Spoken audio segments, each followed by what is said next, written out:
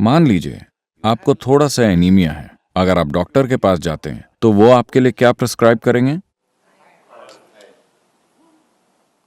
तो इसका मतलब यह आपके खून का एक महत्वपूर्ण हिस्सा है। हाँ, तो अगर आपके शरीर में आयन तैर रहा है और मैं आपके सिर पर एक शक्तिशाली चुंबक लगा दूं, तो हो सकता है कि धीरे धीरे खून उस दिशा में जाने लगे, है ना? मान लीजिए कि ये चुंबक बहुत ही शक्तिशाली है, तो ये खून को धीरे धीरे ऊपर खींचने लगेगा क्योंकि खून में आयरन मौजूद है। आपके शरीर की संरचना ऐसी है कि आपका दिल, जो सर्कुलेशन सिस्टम का पंपिंग स्टेशन है, वो 3/4 ऊपर की ओर है, न कि बीचों बीच। चूंकि गुरुत्वाकर्षण की उल्टी दिशा में पंप करना मुश्किल है और गुरुत्वाकर्षण की दिशा में पंप करना आसान है, तो ये यहां है। आमतौर पर जो भी खून की नसें नीचे की ओर जा रही हैं वो मोटी हैं और जो नसें ऊपर की ओर आ रही हैं वो काफी पतली हैं। यहां तक पहुंचते पहुंचते वो लगभग बाल की तरह पतली हो जाती हैं, इतनी बारीक कि आपके मस्तिष्क का सर्कुलेशन सिस्टम ऐसा है कि अगर उसमें एक भी बूंद ज्यादा चली गई तो ब्रेन हैमरेज हो जाएगा, लोगों को स्ट्रोक हो जाता है। तो अभी आप इस तरह हैं, अब आप ऐसे हो गए।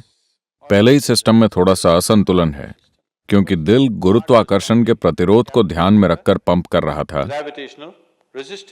अब अचानक गुरुत्वाकर्षण का प्रतिरोध नहीं रहा, आप इस तरह हो गए और अब आप अपना सिर उत्तर की ओर कर लेते हैं। धीरे धीरे खून आपके मस्तिष्क की ओर खींचता है। तो एक चीज जो आपके साथ हो सकती है वो ये कि आपको अच्छी नींद ना आए। अगर आप अपना सर उत्तर की तरफ करके सोते हैं तो आपकी नींद खराब हो सकती है। हर किस्म के सपने आ सकते हैं। अगर आपकी उम्र ज्यादा है तो हो सकता है कि आपको स्ट्रोक हो जाए या आप नींद में मर सकते हैं। ऐसा बिल्कुल संभव है। ऐसा नहीं है कि आप एक दिन सोए तो आप मर जाएंगे।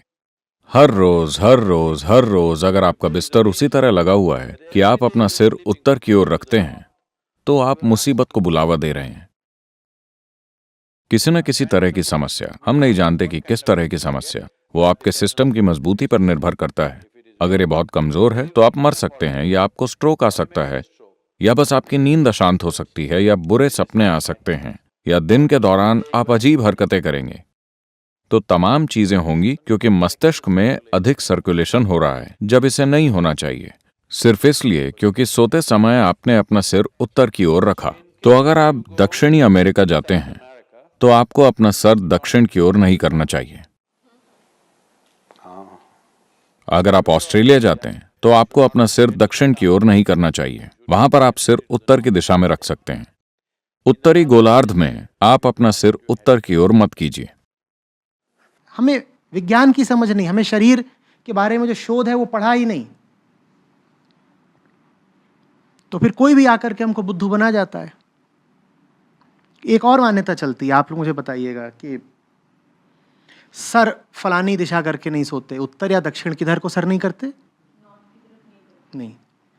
तो उसका स्पष्टीकरण ऐसे दिया गया कि देखो, आयरन होता है ना, आयरन बॉडी में आयरन होता है।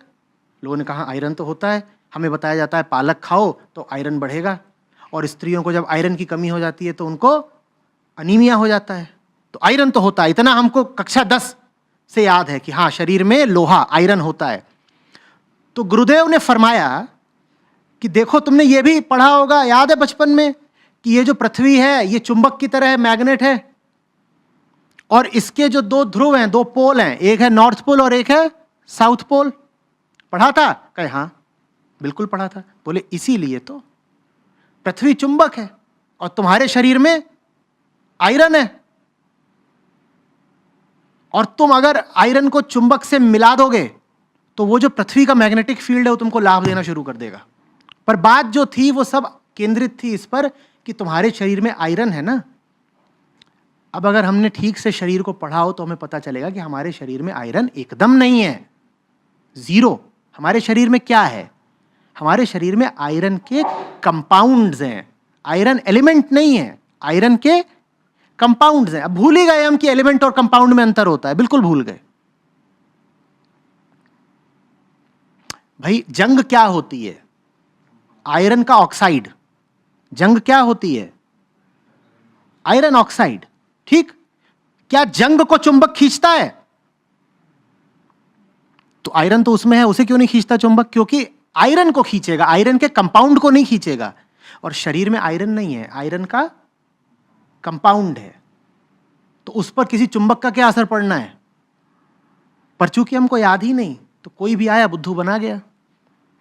और ये खूब चलती है ना मान्यता घरों में कि देखो बिस्तर उत्तर की तरफ हो, दक्षिण की तरफ हो, बड़ी पुरानी मान्यता है। फलाने दिन नाखून नहीं कटाते, फलाने दिन दाढ़ी नहीं बनाते, फलाने दिन लोहा नहीं खरीदते। अब तो कंप्यूटराइज्ड होरोस्कोप निकल रहे हैं, बड़े बड़े लोग इन चक्करों में पड़ रहे हैं। थोड़ी सी अगर समझ होती वर्ल्ड की, मटेरियल की, साइंस की, तो आप इन चक्करों में नहीं पड़ेंगे। ये देश अगर एक शरीर है तो ये शरीर साइंस डेफिशिएंसी का शिकार है।